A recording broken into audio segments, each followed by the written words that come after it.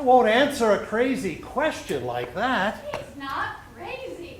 In fact, it's quite sensible. What's sensible to you is crazy to me. Unless we're both together in some horrible car accident, one of us will go first. That's a simple fact. Yeah, well, I don't want to discuss that simple fact. Tonight, I want to enjoy some wine and cheese. Let's not spoil it by talking about that depressing question. It's not depressing. It's realistic. I'd expect a rational person like you to be realistic. Yeah, well, realism deals with real facts. Today, we're alive. That's a fact. So let's enjoy this moment and leave that alone. All I asked is, what would you do if I went first? Went first. Don't you mean died first?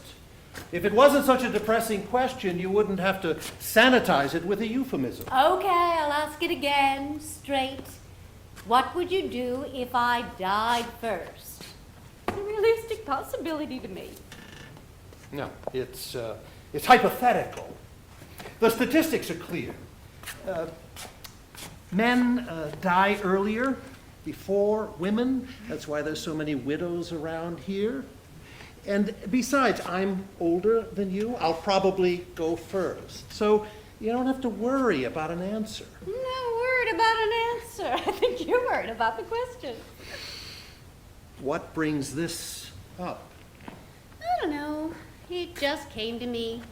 You know, nothing special. Just curious. Sorry, I can't satisfy your curiosity. I'm surprised you can't answer a simple question, something, anything. After grieving, I'll sell this place, move into a mobile home, eat takeout every meal, put on lots of weight, die soon, and join you in heaven. An interesting scenario. But I wasn't expecting sarcasm. We always said it was better to plan for eventualities before they happen. This is talking about something ahead of time. Pre-planning. Yeah. Since I wouldn't be around to see what happened, just in case I went first, died first, I was just wondering, what would you do? Okay, here's the truth. I'll take care of the house. You keep it clean the way you like, sweep every day. I'll live here as long as possible. Then I'll sell it and move into something smaller, something small enough for one, and I'll eat healthy, like you. Much better. I don't like to think of you in a mobile home. Doesn't suit you. Too small. You belong in a house. Well, now you can go happy. I'll stay in the house and I'll continue to enjoy wine and cheese on Friday afternoons. Alone? With you. That misses the point. If I went first, you would be alone. That's logical, even if not realistic. So who would you have wine with? Are you asking if I'd have an affair? No. If I were gone before you, you would be single. You can only have an affair if you're married. Good point. I'm not experienced in affairs. I know you well enough to know that you'd be unhappy being alone. That concerns me. Now's the time to think about possibilities. What possibilities? Dating. Dating. It's been a long time. I don't think so. We've been dating a long time, and just be with someone else. Like who? I was thinking girls. At my age, I don't think they'd be girls. I think they'd be women. In fact, mature women. Of course, women, and as you so clearly put it, mature women. Anyway, if you were single, who would you date? I wouldn't touch that question with a 10-foot pole. Why? Well, you're asking me what other women I find attractive. I mean, there's no good answer to that question. You embarrassed? No, it's a loaded question with implications. What implications? If I saw someone I said was attractive, you know, some woman friend, some mature woman friend, some woman with a couple that we know, and we ran into her at a party or ran into them at dinner, you'd be jealous, you know, wondering. Wondering what? If I found her attractive or more attractive than, which wouldn't, so don't even go there. You know, I need a drink. Something stronger. Eddie, please, you don't need anything stronger. This one is lovely. You made a great find. How about this?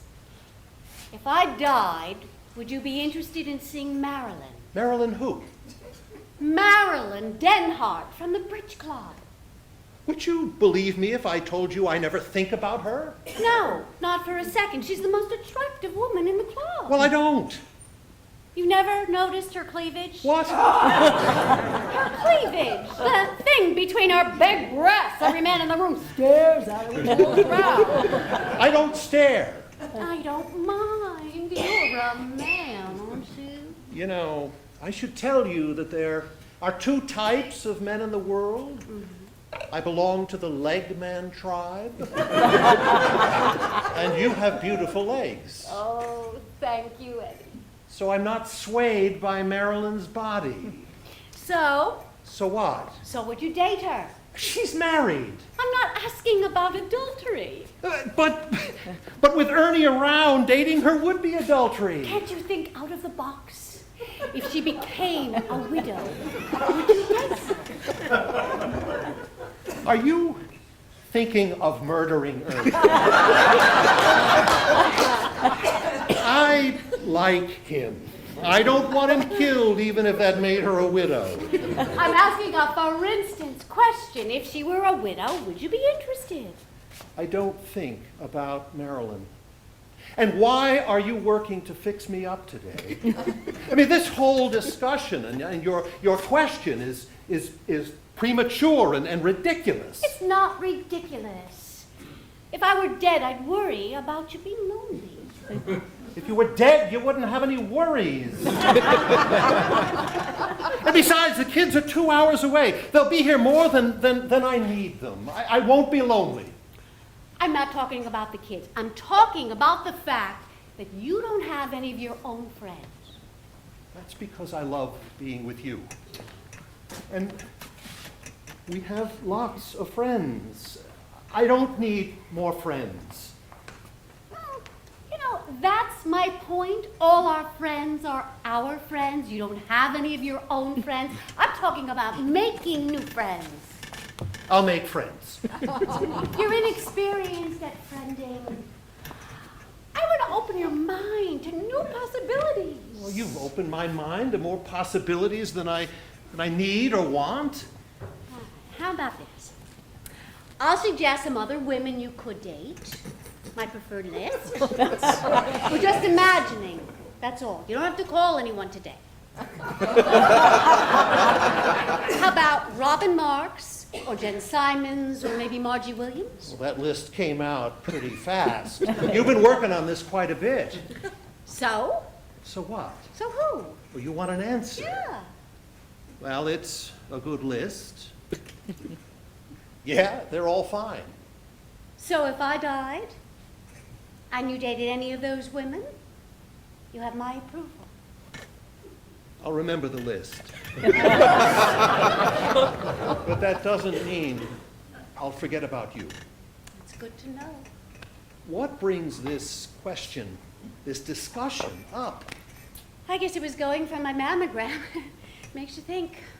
I've had mammograms before. I know mammograms make you nervous, but you never asked that question before. I guess I never thought about it before.